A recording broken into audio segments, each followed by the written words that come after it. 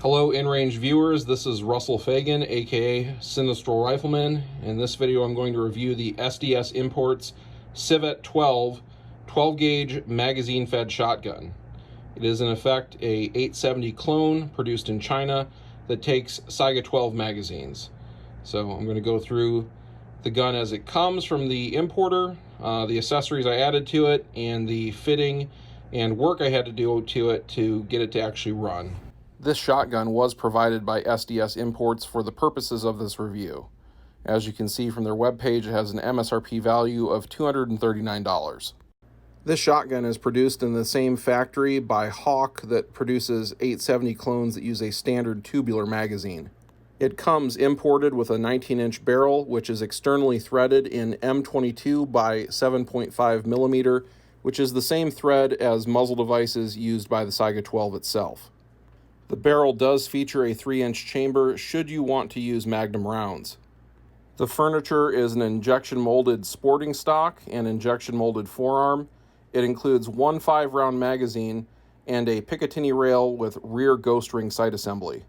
Basic operating controls. The magazine release is AK style. The magazines go in a rock and lock manner. They will not seat with rounds in them with the slide forward. You'll see me learn that the hard way on the clock later, and I do some reloads out of habit, like I would with my Saiga 12s where I would load on a closed bolt. Not really possible with the Civet12, so you'll want to make sure that the pump is to the rear whenever you're doing a reload with this gun. There's the slide release, so if the slide is forward, we can hit the slide release and move it to the rear. It's in the same location as you would find it on an 870. And then of course we have a cross bolt safety, that is fire, and then that is safe. So if you're a right-handed shooter, you can easily use your trigger finger to actuate it to fire, and you use your thumb to put it back on safe. As a lefty, it's a little more difficult for me to actuate. Kind of need to break the gun out of my shoulder to be able to move the safety to the fire position with my thumb. So one of the first things I did was replace the stock assembly. I don't really like sporting stocks on my shotguns. I feel a pistol grip, particularly with a pump, gives me a better ability to control it and pump the action faster. Archangel, a division of ProMag, provided me with a stock set for this review. This is the 870 stock. Installing it, it became really apparent that this does not actually take standard 870 stocks, at least not without modifications. I've used this same stock assembly before on another 870 of mine, and it dropped onto that gun with no problem. On this gun, the rear receiver angle was off a bit, and the angle at which the screw needed to go through was off a bit as well. So using some drills, dremeling, and filing, I eventually got it to mate up appropriately, and now that it's installed, it is solid, and I'm not worried about it coming loose. But if you're planning on mounting 870 stocks to one of these Civet12 shotguns, be advised it may require some fitting. The Archangel stock is pretty nice. It does include a soft rubber butt pad that makes it more comfortable to shoot, and you can adjust the length of pull. There is an integral polymer tube that's solid on here, so it is very robust, and I have used this stock before on my other 870, as I mentioned, and it was comfortable and durable throughout all the use that I've done with it. This forend came with the Archangel stock assembly, so I did replace that as well. This was more of a direct drop-on part, but the length was a bit too long. It would impact the receiver at the front here, and it would not allow cycling all the way. So you can see that I've cut it down, then rounded the edge, and it does function perfectly fine on the shotgun now. But again, be advised, if you're planning on just dropping 870 furniture onto the Civet12, it may require modifications. I did mount a Vortex Crossfire red dot. You can find these now for about 140 bucks. They are of course made in China as well. I zeroed it with slugs at 25 yards, grouped as I would expect it to out of a pump gun. You know, getting about a 2.5 inch group at 25 yards with slugs. There is some play in the barrel to receiver interface that I'm going to show you in a second that probably reduces slug accuracy a little bit. But for what most people are going to use these guns for, I don't think it really matters. All right, so you see my witness mark here between the barrel and the receiver. The barrel does remove just like it would on an 870 by removing what would be the magazine tube cap. So I'm just going to loosen it up, and you'll see that this has quite a bit of play side to side. So when I was zeroing it, I wanted to make sure that the barrel was in the same position if I needed to take it apart for cleaning. So I marked it. So when I tighten the cap nut at the end back down, it's going to be lined up in the correct place to maintain my slug zero. Out of the box, the bolt on this gun was really rough. The surface on the outside was very porous, and you could see rub marks in it when the action was cycled. In part, that's because the ejector on the inside here puts pressure on the bolt, forcing it up against this outer wall of the receiver on the inside. So I took the bolt to a polishing wheel and polished it a lot, and then coated it in copper anti-seize, and now it's pretty smooth. But cycling it before then, it was rough and felt really crunchy. If you're mechanically inclined and you have a polishing wheel, this is a really simple operation. Just follow the contour of the bolt and remove all the rough spots on the outside. I polished the whole thing, and it really improved the cycling of the action. The first time I took this gun to the range, I had a lot of feeding problems. They weren't consistent, and it did vary a bit depending on hull construction and the contour of the nose of the hulls, but it consistently malfunctioned feeding into the chamber. This upper edge of the cartridge would bind going into the chamber. In a magazine-fed shotgun, because the angle of feeding is so high, the top of the chamber actually becomes the feed ramp for the shell being funneled into the chamber. Here you can see, as part of the feeding process, the hull is making contact with the top of the chamber. So what was commonly occurring is that the crimp was making contact with the rim area of the chamber and dragging on the way in. If you encounter resistance on the way into the chamber, what commonly happens is you'll instinctually pull back on the pump to try to give it more momentum going forward. And what would happen for me is that would then cause a cascade of malfunctions as the next round out of the magazine would try to be stripped by the bolt. So I knew I needed to smooth out the inside of the chamber, and talking with one of my friends, Paul Shanks, who runs an open division Saiga12, he had a fix for this. He encountered the same problem a lot with his Saiga12. So what I needed to do was bevel out and remove the upper edge of that rim in the chamber. And this is going to be very controversial for some people, and if you don't have the right skills or tools and you're not comfortable with this, don't do it, because you could permanently damage your gun. But I'm going to show you what I did to the inside of my chamber to make it feed reliably.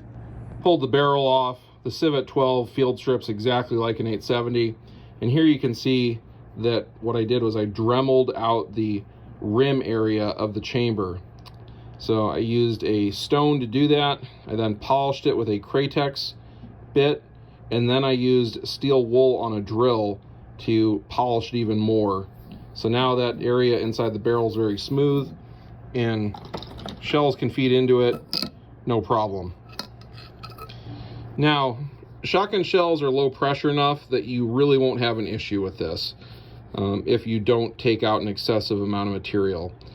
This is a high brass slug that I fired through it, and you'll see a slight bulge at that area where it's swelled under pressure, but it's not going to go anywhere. It's not really a safety issue. Here's another one that I fired out as well, and you'll see like a slight bulge in that area at the back end where it's swelled to fill that ramped area of the barrel.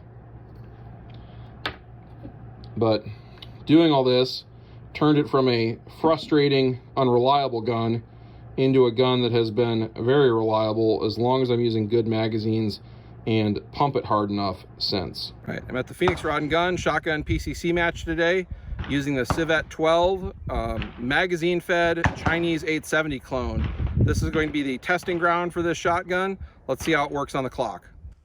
Starting off with the ProMag 15-round drum on this stage, I immediately have a malfunction and lose 2 shells in the process. Chambering rounds with this magazine requires a lot more force to get the slide all the way back forward and the rounds chambered. Another feedway malfunction here, so it's time to ditch the drum and reload with an AGP 10-rounder, but out of habit with my other guns, I start the reload with the pump forward. With the pump to the rear, it's easy to get the magazine seated, and there's no malfunctions for the rest of the stage. All right, first stage up, and the ProMag 15-round drum failed. You saw there was a number of malfunctions with it. When I cleared it out, the follower fell out of it. So drop an F in the comments for ProMag. You know, props to them for being willing to give it to us to try out, but unfortunately this one was a no-go. For the rest of the match, I'm sticking to the AGP 10-round Saiga 12 magazines. Using these magazines for the rest of the match, I don't encounter any malfunctions. One of the things I noticed doing all these reloads is that the magazine catch feels a bit thin, and it's kind of hard to actuate under stress when compared to an AK mag release or compared to the mag release of the Saiga 12. I will likely add some material to this in the future to make it beefier and easier to actuate with my thumb. So I just did 2 good reloads in a row with the pump to the rear, but on this last reload I'm going to mess it up, trying to reload with the pump forward again. This is one of the things you have to get used to when switching between platforms. By the third stage of the match, the next one, I feel like I'm in the groove with it, and actuating all the features of the gun is coming more naturally. There's a total of 6 flying clays on this stage. Is that supposed to launch? I did lose track of which one was the activator there. The outer poppers launch a single clay, the inner poppers launch doubles. Here's another good reload. Shells up directly into the mag well, rock and lock in, and again, take out the clay. It's nice to see I can rack the pump fast enough to get those doubles in the air. In typical InRange fashion, using a new gun, the last stage of the match is my best stage of the match, and running the gun feels very natural. After switching to the AGP mags, I haven't had any malfunctions. Pumping the gun is smooth, and I'm able to get back on targets quickly using the red dot. Aside from the ProMag drum breaking / not working, everything's gone pretty well using the Civet12 at this match. Final verdict on the Civet12. If you want a reliable shotgun for $200 to $250, get a Mossberg 500 and be done with it. If you want a reliable magazine-fed shotgun out of the box, get a Mossberg 590M, but it's going to cost you 2.5 to 3 times as much, and the magazines cost $80 to $120 each.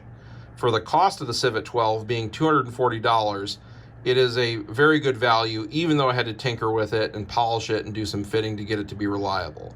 So if you're a tinkerer or a serious hobbyist that has some mechanical skill, there's really nothing wrong with getting this gun. You'll easily be able to solve the problems you encounter with it. If you're someone that lacks basic mechanical aptitude and wants something to run right out of the box, I wouldn't recommend this gun. But for me, this was a fun project, figuring it out, diagnosing it, and getting it to run. So for $240, I'd say go for it if you have the time to spend in fitting and testing and getting it to run. If you're in a band state and you already have a bunch of Saiga 12 magazines and you want to run them in a pump, it's a good option. It makes sense for that. I think it's really important to scale your expectations of a particular firearm when considering its cost versus other similar products in its category.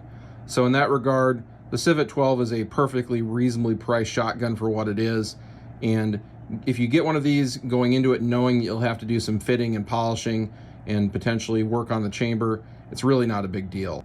So again, I'm perfectly happy with it, and I'll continue to use it at the local shotgun matches, and if anything goes wrong with it in the future, it'll be back on InRange here letting you guys know.